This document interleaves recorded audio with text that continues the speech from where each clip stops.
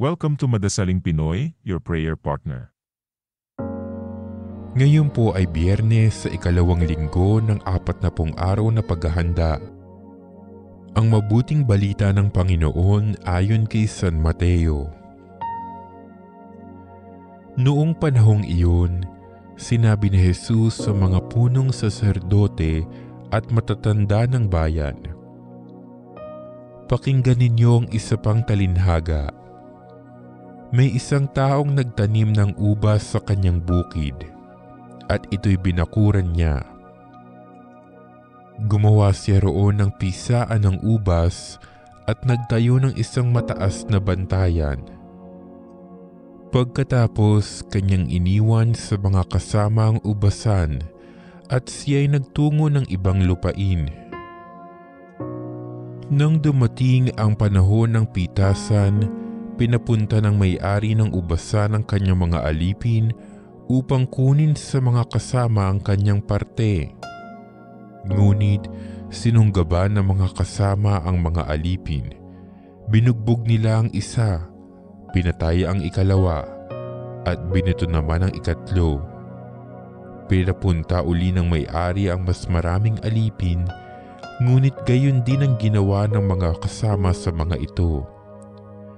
Sa kahuli-hulihay, pinapuntan niya ang kanyang anak na lalaki.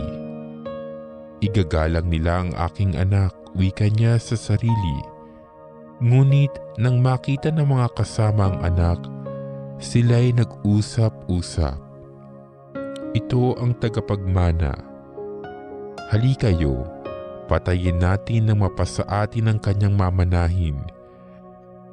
Kaya't siya'y sinunggaban nila, inilabas sa ubasan at pinatay. Pagbalik ng may-ari ng ubasan, ano kaya ang gagawin niya sa mga kasamahang iyon? Sumagot sila, lilipulin niya ang mga buhong na iyon at paaalagaan ang ubasan sa ibang kasama na magbibigay sa kanya ng kaparte sa panahon ng pamimitas. Tinanong sila ni Jesus, "Hindi nga pa ba nababasa ang talatang ito sa kasulatan? Ang batong itinakwil ng mga tagapagtayo ng bahay ang siyang naging batong panulukan. Ginawa ito ng Panginoon at ito'y kahanga-hanga.